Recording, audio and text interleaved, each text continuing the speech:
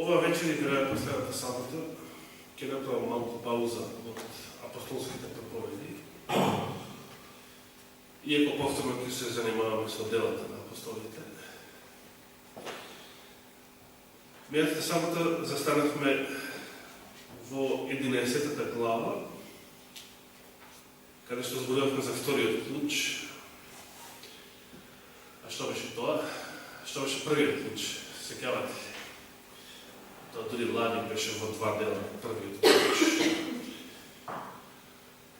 Петровата проповед на Петдесетница, со која што отпочна проповедањето на Евангелието на евреите по примањето на Светиот Дух. Бидејќи пред да го примат Светиот Дух, пред да слезе Светиот Дух, не требаше да проповедаат никому. Заклучок без Светиот Дух треба или не треба да проповедаме, што мисли? Без Светиот Дух. Не.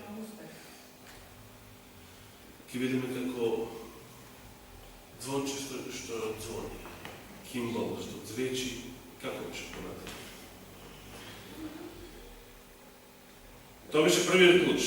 Евангелието отпочна со Петровата проповед и беше во два дела, затоа што имаше две проповеди и во втората глава. На самиот ден Петдесетница, првата проповед, втората проповед во трета глава, во друга прилика. Пред да го доживеат првото апсење, а после исцелувањето на хромиот кај красната врата. Вториот клуч е проповедањето на Евангелието на кого? На незнакомците. Поточно на Корнелиевиот дом во Кесарија, повторно од устата на апостол Петар. А денес брат Данило, кога го водеше служението, постави едно прашање. Која беше прашањето? Се сеќавате да ја прашам ја кога на Водоносов, што сонив, па да вие да го кажете прво што сонив, а после да го протолкувате сонив. Се сеќавате која прашање го постави Данило? Во самите проветни зборови. Да, браво за речи. Што е тоа христијанство? Љубов. Можеме да дадеме точно многу дефиниции. Тоа беше крајната. Знаете, кога ми праша некој човек, како од надвор, што е тоа? Па нека биде и академик. Веројатно, одговорот би се движел. Како? Најзастапена религија, нешто. Да. Околу зборот религија. Или ако погледнете во некои енциклопедии, може би, терминот христијанство. Не знам, брат Миле Павлович, тој успеа пред неколку години да го зафати тој домен христијанство.com. И мислам дека се уште прости таа страница, каде што рекламираше изданија од Елена Вајд, Големата борба и разни други книги. Не знам таму дали обезбедил објаснување за тоа што е тоа христијанство, за некој така масовец изгубен кој што би сакал да се информира што е тоа христијанство. Обично, она што е најзастапено, она што е најпознато, она што е насекаде околу нас, тоа е најтешко да се дефинира на некој начин. Толку е познато, толку е присутно. И обично луѓето вака би рекле, па тоа е религијата на Исуса Христа, нешто тука би се вртало. Меѓутоа, христијанството не е религија. Исус Христос не дошол да основа религија на оваа земја. Кажете ми што отлично? Сега што го кажем ова, се извинам дека паде на мисла. Еднашка на посета во Мажери, кај што Блажевошин се жив, и двете се Ирена. Тоа много давно случи. Ќе го прашам, добро е што каже, што толку многу им дозволувате на овие два? Ова, и онди се срте века, па христијанството е практично крстување. А тоа е целта на христијанство, крстување на братот, на неговите грешки. Амин. Тоа ме, мислам, се ова што го кажа, ми се врати неговите зборови, кога цитира. Ако е повтор некој одговор. Благодарам, много добър отговор. Сега да повторам за гледачите. Християнството, една от дефинициите, значи, која што ви доаѓа на ум или се подсетувате на нечии зборови, християнството е простување. Или оно што го читавме во Матеј 5:48, љубовта кон непријателите. Совршенството. Една од дефинициите што мене ми дојде на ум, една од многуте, самиот наслов на книгата Дела на апостолите. Христијанството е делата на апостолите. Извршени под силата на Светиот Дух. Христијанството е вечниот живот. Христос рекол дошол на земјата да ни донесе некоја нова религија.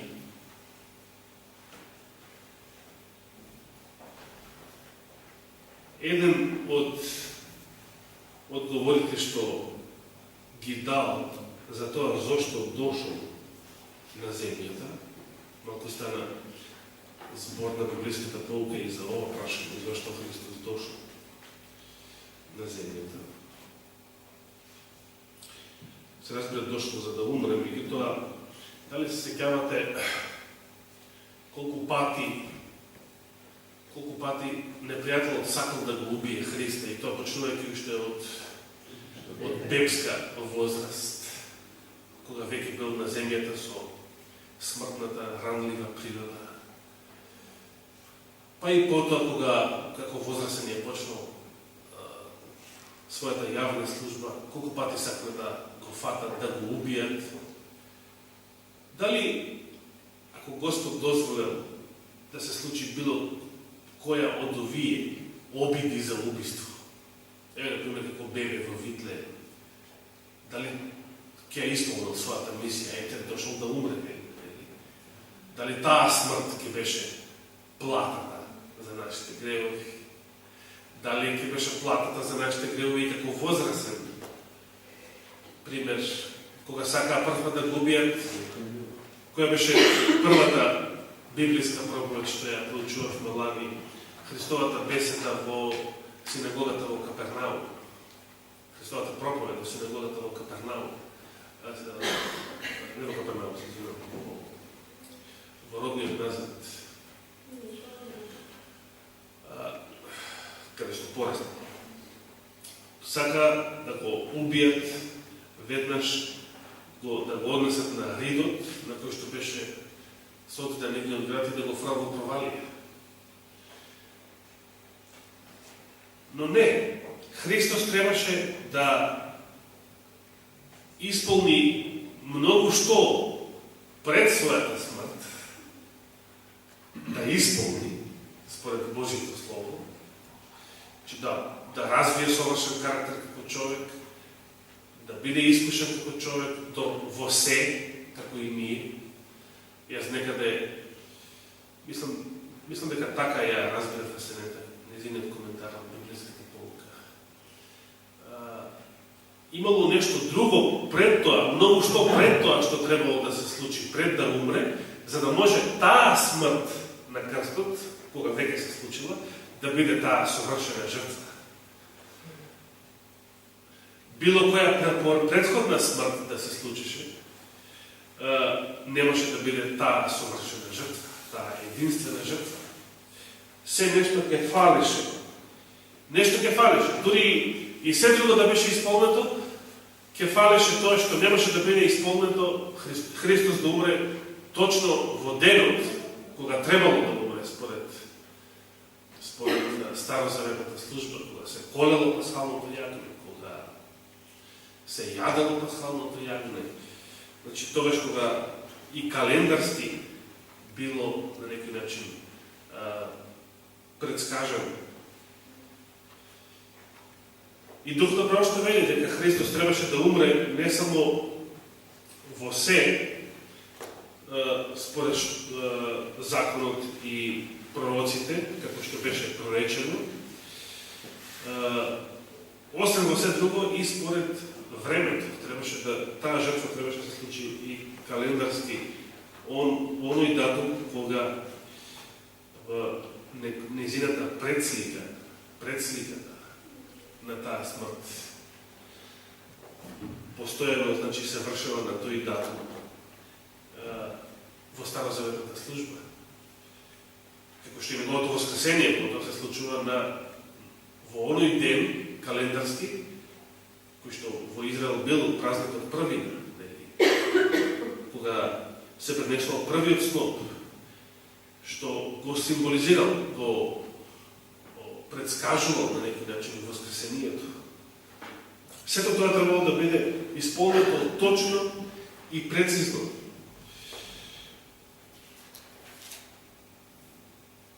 Еден од посебно драгите стихови, кои што ми се омилени стихови, што Христос ги кажал, се познатите зборови во Евангелието според Јован, 10 глава, 10 стих, 10:10. Крадецот доаѓа само да украде, вели, да убие и да погуби. Навистина. И крадците во 21 век се такви. Човекот не еволуира. Но јас дојдов. Еден од ретките стихови, каде што Христос кажува зошто дошол на нашата земја. Но јас дојдов. Сега тоа се негови зборови. Јас дојдов за да има живот. И оно што посебно ми се дојде. Каков живот? И да го има во изобилие. Знаете ли што значи овој збор? Нешто значи изобилие, тоа знаете. Туку на што мисли кога го вели тоа изобилие? Полнота, точно. Овој збор изобилие, евреите го користеле, тоа бил идиом во еврејскиот јазик, кој што го означува вечниот живот. Значи, изобилен живот.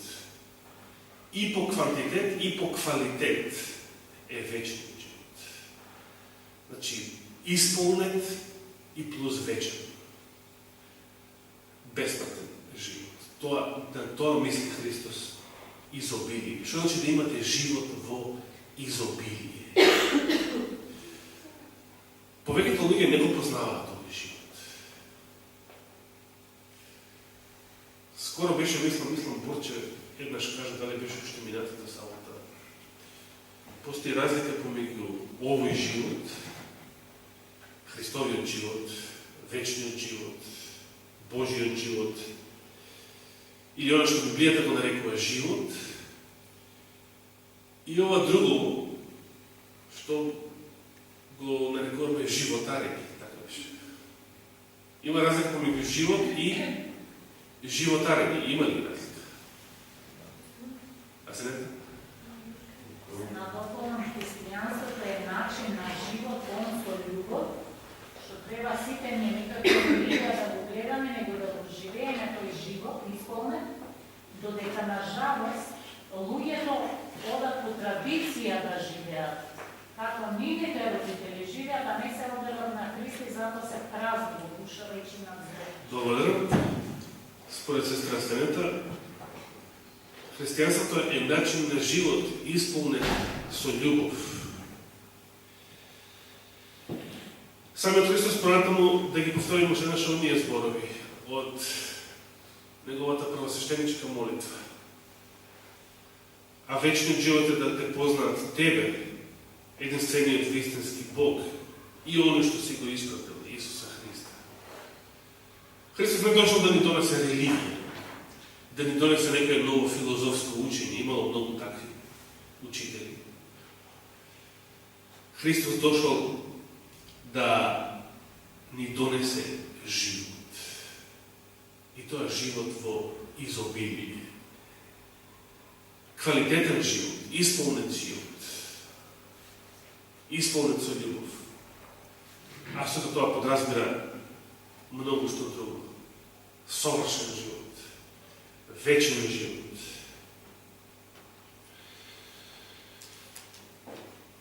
Се сеќавате на Павловите зборови во Евреите, зашто дошол Синот Божи. Таму не били дошол, а се појави, затоа се појави Синот Божи. За да ги раскопа делата на ѓаволот. Тоа беше во Евреите 2 глава. И можеме да најдеме многу такви стихови кои што одговараат на прашањето зашто Христос дошол.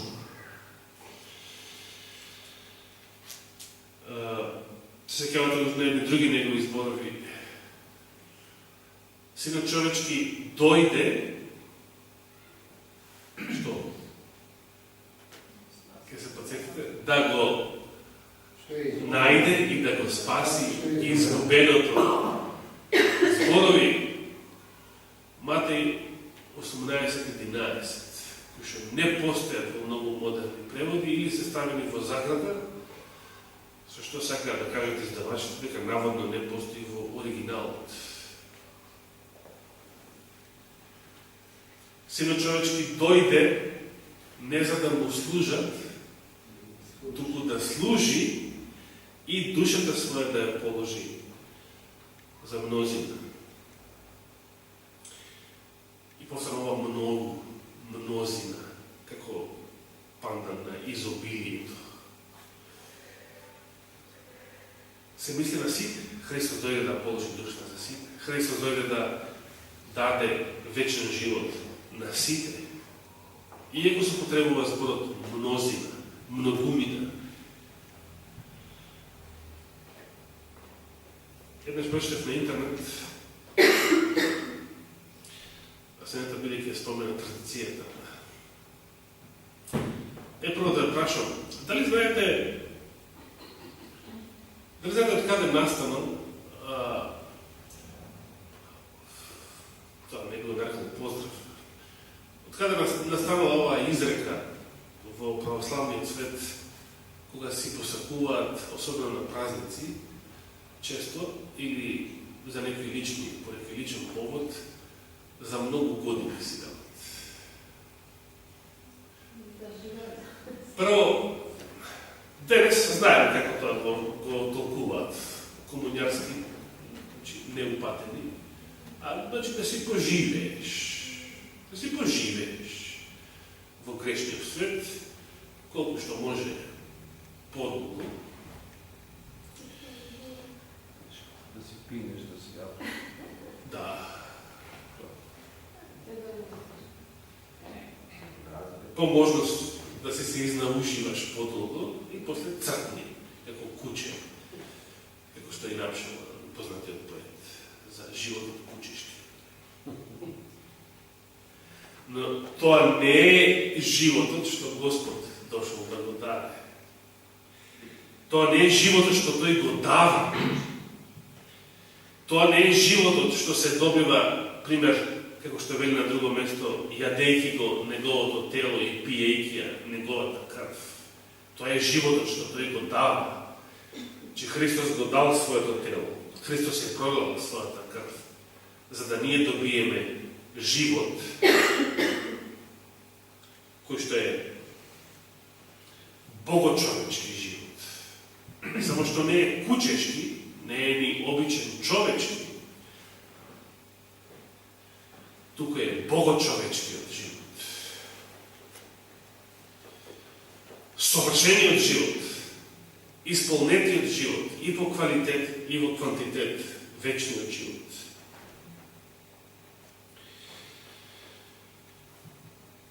Наводно, не знам дали тоа вистина, може би е и обид за оправдување, може би е вистина. Наводно и тоа за многу години првобитно го користеле христијаните за да еден на друг си го посакаат вечниот живот. Видите, тоа значи изразот многу, тоа како еврејски идиом уште во нивното општество. Како што вели Христос, во изобилие. Че изобилие не е, како што пише во Стариот Завет, и умре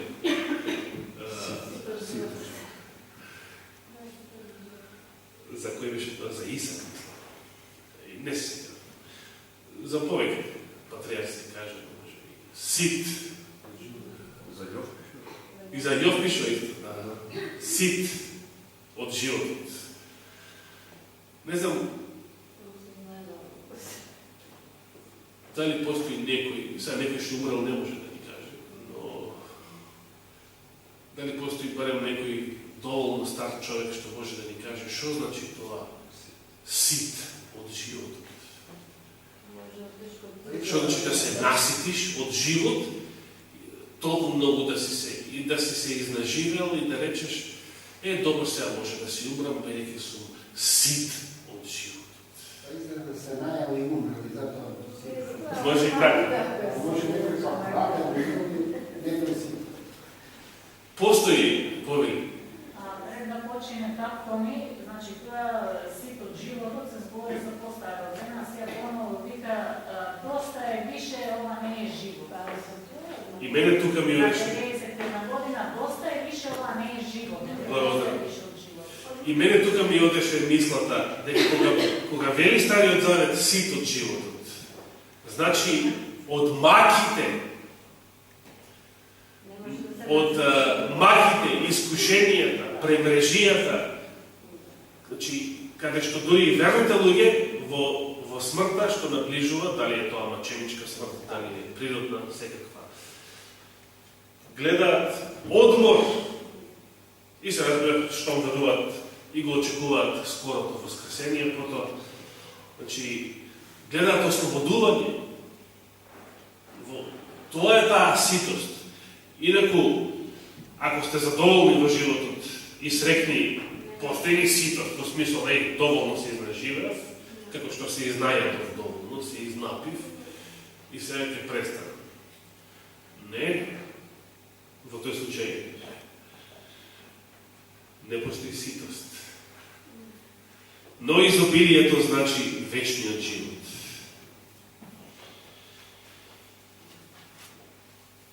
И многу што можеме да кажеме на оваа тема. Што значи христијанството? Не знам дали ги споменав сите мисли што ми доаѓа на ум додека размислов за оваа тема. Но оно што е посебно интересно, во 11-та глава од Дела на апостолите, каде што застанавме со досега проучувањето на оваа книга, Дела на апостолите, во контекст на серијата библиски проповеди, откако Петар го изложил своето искуство кај колегите во Иерусалим, и откако и тие конечно се израдуваа, значи на незнабожците Бог им даде покаяние за живот, таму застанахме во 18 стих.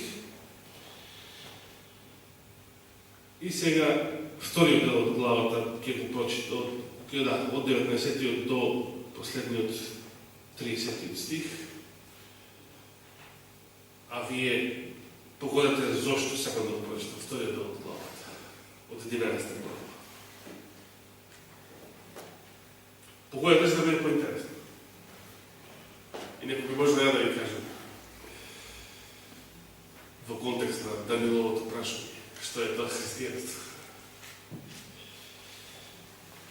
Почнемо од 19 стих. А оние што се беа распрстале поради гонењето, до кое дојде по убиството на Стефан, значи уште тогаш, стигнаа се до Феникија, ова знаете како? Денешен Либан, Кипар и Антиохија, благодарам, Борче ќе поводи. Антиохија. Ова знаете каде? свикате да свикате? Да, во Турција. И никому не му го проповеда словото, освен на јудејците. Евангелието се проповедаше само на јудејците. Пред вториот луч, пред Петровата чудесна средба со Корнилија. Но тука 20 стих вели, а некои од нив се веројатно после Петровата проповед кај Корнилија, бидејќи Петар подоцна кажува на Ерусалимскиот собор: вие знаете, браќа, дека Господ мене ме избрал преку мене, значи да им се благовести словото на незнабусите и така. А некои од нив, 20 стих, Кипрани и Киринејци, значи Киринејци е денешна Либија, што пристигнаа во Антиохија, почнаа да им проповедаат, вели овој превод, и на елините, навестувајќи го Евангелието на Господ Исус. И раката Господова беше со нив, та голем број луѓе поверуваа и се обратија кон Господ. Веста за тоа дојде до ушите на црквата Ерусалимска. И тогаш го испратија Варнава да оди во Антиохија. А тој кога пристигна, ја виде благодатта Господова, се зарадува и ги бодреше сите да пребиваат во Господ со непоколебливо срце. Тој беше добар човек и исполнет со Дух Свети и вера. И значително мноштво луѓе се припои кон Господа. Уште еднаш да повторам онаа дефиниција. Што е христијанството? Христијанството се делата на Духот Свети. Делата на апостолите, исполнети со Духот Свети. Делата на било кој наново роден човек. Исполнет со Светиот Дух. Животот исполнет со Светиот Дух. Христовиот живот во нашето тело. Тоа е христијанството. Потоа Варнава тргна за Тарс да го бара Савле. Оној Савле за кој што веќе во 9 глава стана збор како чудесно Господ го обрати.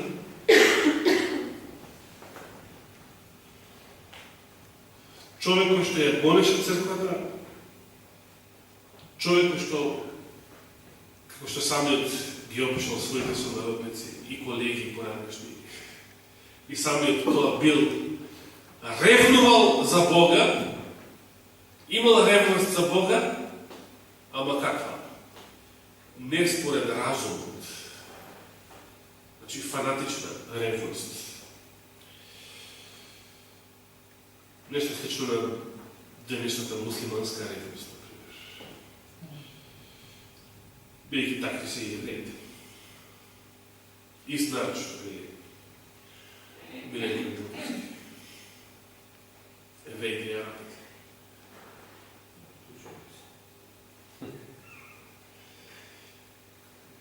Но Савле беше богат евреј. Беше член на Синедрионот.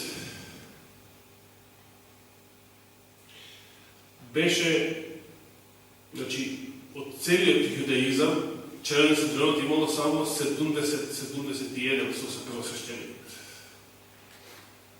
Замислите кој тесен круг, која тесна елита.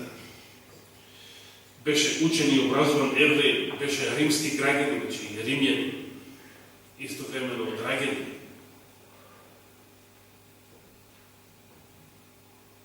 И Господ го тресна од земја во Дамаск. Овој Дамаск што и ден денес е актуелен. Бидејќи и ден денес ревнуваат израелците со ревност која што е неразумна. Непоразумна. Ревнува, тоа не е соцветен збор, би рекол, бесне е. Или како што рече брат Борче пред некоја самата, првата година од неговото лудило и денешниот американски председател. И множина други.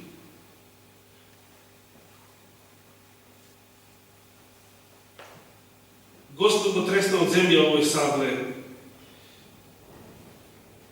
го осиромаши, го понижи. Наместо богат стана сиромав, иако си го задржа во занајатот, се разбира. Но не бил тоа што веќе бил. Веројатно и жена му го напуштила, чим станал христијанин, клоцата, сихтер, дете нема.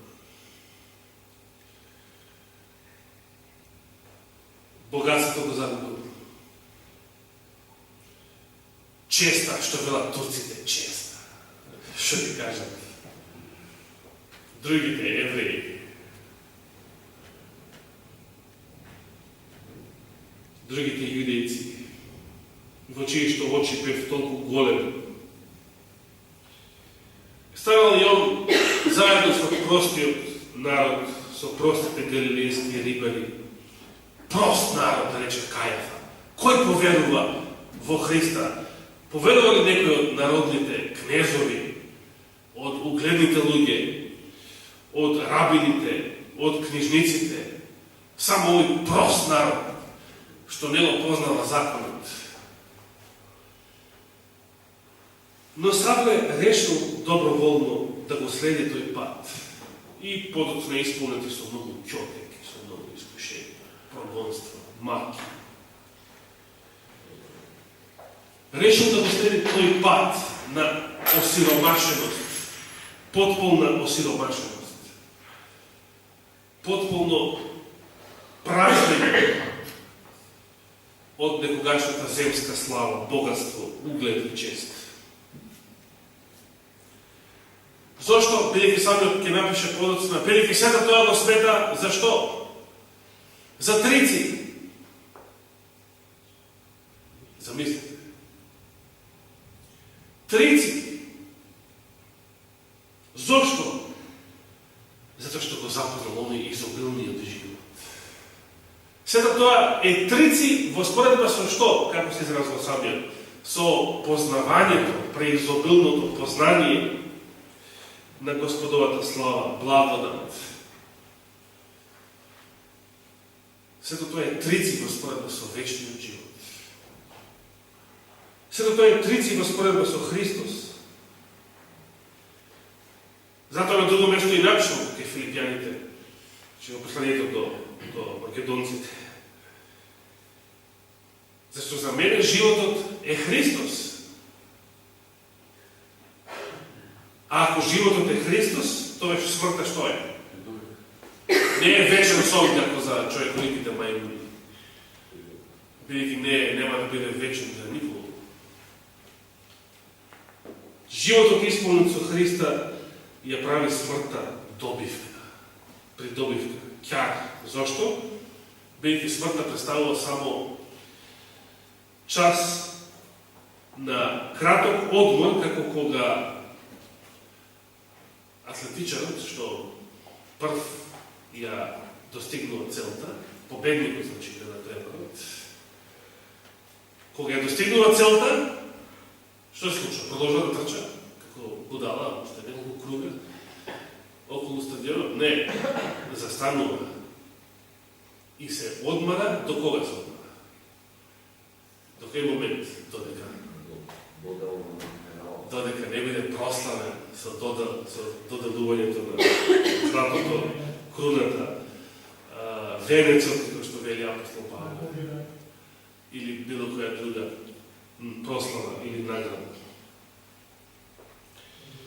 И кога го зеде Павла, значи Савла, Варнава го доведе во Антиохија и цела година тие се собираа во црквата и почуваат големо мноштво луѓе. Во Антиохија за прв пат ги нарекува учениците христијани. Зошто? Зошто ги нарекува христијани? Евреите како ги вика? Сеќавате? Христовите следбеници, како ги вика евреите христовите следбеници? Да. Они се викаат патока, никој викаат секта. Да, тоа исто во дела, ќе дојдеме до таа беседа, кога не Господјовите здравје, тоа е некаде 24-та тие глави, 22-та глава, кога Павле ќе биде суден пред Синодот и таму ќе одржи беседа.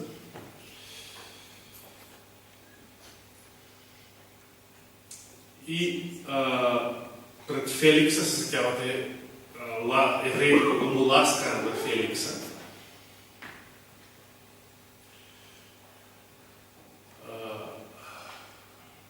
Како ги нарекува, како го обвинија Павла и христијаните, со кои, како ги нарекува ерес, ама конкретно име ги нарекува. Сеќавате? Кој е ерес? Ајде се сетите. Бидејќи е познато тоа име.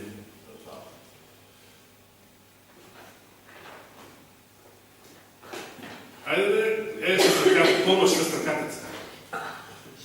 Помош. Која е асоцијација со стракатеца? Ајде. Назарейската ерес, да. Така ги нарекува, съдоистина Назареецот. Меѓу евреите биле познати, првите христијани биле познати како Назарени. Тоа било називот што евреите им го давале. Но незнабожците или елините, овде како што се наречени сите незнабожци, се цивилизирани незнабожци, им го дале името христијани. Зошто им го дале тоа име? Па истото, зашто Назарејци, бидејќи Исус беше Назарејцит. Зашто христијани, бидејќи Исус е Христос. Помазаникот. Затоа што за нив животот е Христос, а смртта добивка. Затоа христијаните беа победници над смртта. Затоа христијаните ја презираа смртта. Затоа христијаните радосно одеа во смрт.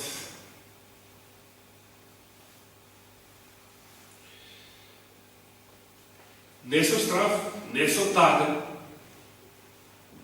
туку со радост. Радосни да пострадаат. Тоа го сметам за посебна чест. Ако Господ им доделил таква судбина, маченичка смрт, тоа било посебна чест. Не сите христијани во првите 2-3 века не умирале со маченичка смрт, сите христијани. Помал бил тој дел што страдало маченички. Повеќето христијани си умирале и тие со природна смрт до некоја возраст. Но тие што страдале и маченички го сметале за посебна чест. Зошто? Бидејќи нивниот Господ Христос ја победи смртта. Смртта е ништо. Смртта е победен непријатно. Кога ќе победиме гревот во нашиот живот, кога ќе се зацари благодатта во нашето срце, смртта е ништо. Кога смртта е нешто помало од неја може да биде проблем. Болести, искушенија, страдање и така натаму. Уште да довршам главата и завршуваме. А во тоа време следува од Ерусалим во Антиохија и некои пророци, и еден од нив по име Агав предскажа како духот дека по целата вселена, се мисли на населениот свет, ќе настане голем глад. И токму таква голема и настана во времето на царот Клавдиј. Тогаш учениците решија секој колку што има да испрати за подкрепа на браќата што живееја во Јудеја. Тоа го направија така што го пратија собранието до старешините преку Варнава и Савле. И гледаме и потоа кога основа цркви по Азија и Европа, апостол Павле собира прилози од тие верници и од македонците, и од ахајците, и од римјаните, и од сите грешников. Собира прилози за сиромашните во Ерусалим, за сиромашните браќа во Јудеја. И сите тие собрани дарови ќе ги однесе таму во дела 21 глава, ќе ги однесе конечно во Ерусалим, пред да биде уопсен и суден во Синедрионот. Тоа покажува колкава била и љубовта на христијаните. Сите што имале, давале за оние кои што немале, особено за јудејските христијани, веќе тие беа најгонети. Тие живеа среде, значи во центарот на јудеизмот, каде што беа најгонети, најосиромашени, отфрлени од наследство, од имот, бидејќи тоа било голем срам. За евреите голем срам некој да стане христијанин. Се откажували од синови, од ќерки, од имот, наследство, мажи од жени, како што рекохме, обратно исто така. Голем срам. Срам било. Јас сеќавам, имаше еден албанец, млад дечко, од Чаев 96-та година, и ја никогаш го нема запознат, не сум го видел во фаца и не знам што се случило со него. Он поверува, стана христијанин, почна да иде во една протестантска црква, не се сеќавам во која. Не знам како ме најде мене, тогаш немавме ние ни интернет, ни ништо. Од кај ме знаеше. Ми се јави на домашен телефон, и му кажа целото искуство на обраќање и какви маки од неговите. Каков срам за татко му, чичко му, целата таа муслиманска фамилија таму од Чаев. Син му да стане христијанин, тоа за нив ненормално нешто, неприфатливо. Сами кажеше дека сакат да ме убијат. Ништо чудно, ние знаем какви франци. И не знам што се случи со него, ја никогаш повеќе не ми се јави. Дали успел да избегне од тоа семејство, од тоа обкружување? Дали стварно го убиле? Не знам, ја не знам, Господ знае.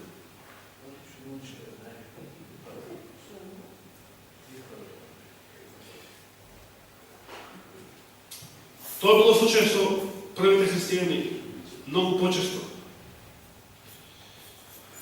И последниот стих, 30-тиот, тоа го направија така што го прашувствува, бидејќи претходно ја испратија помошта што ја беа собрале за потреба на браќата што живееа во Јудеја. Што е христијанството? Христијанството е живење на Христовиот живот. Дали може да се согласиме со таа дефиниција? Нека Господ ме благослови да го живееме неговиот живот.